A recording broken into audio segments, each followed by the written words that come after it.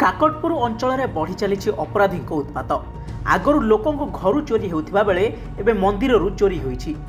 काकटपुर प्रसिद्ध माधवानंद जीव मंदिर गत राति चोरी होती।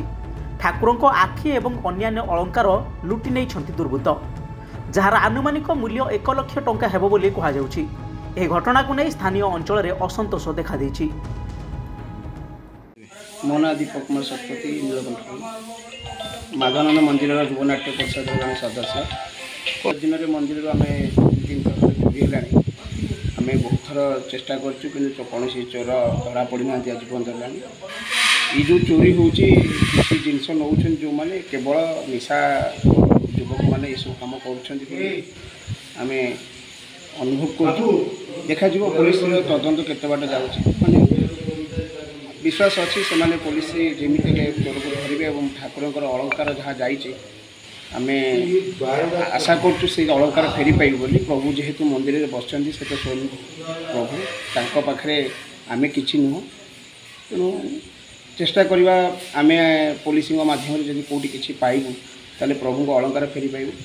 ना संपद मिश्र 6टा बेले आसली जो लक खोलिया गली देखला कटा कुंदा कटा खोलला कबाट तो हाथ मान खोल खोलला देखली ठाकुर आखि ना हार ना केते टंकार जिनस हम आ कौन जिनस लक्षे पाखापाखि हम एवं कौन आप सन्देह कर ये बाहर लुटेरा गाड़ी लगे नौ ड्रग्स कर ये दीटा मो ना पद्मनाभ महारणा मो भुवनेश्वर दुकानदार अच्छी चोर विषय आम तो कहीपर से कथा तथापि आम देखे सका भाईना मत फोन कले जिस चोरी हो आसा पुलिस जनागला आसा प्रथम तदंत देखी गले आई सर तो आसना आसला कौन आपणकर कौन सब दुकान मेसीन जा कोलम ना सब कर ठाकुर हार ठाकुर आखि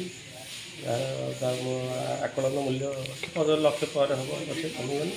आप कौन भावुं जो चोरी पछरे बाहर किसी लुटा रोच स्थानीय लोक किसी स्थानीय लोक सागर बाहर लोक भी अच्छा कहीं एमती 3 थर आम है प्रशासन सब जिन सब ठीक हो पानी।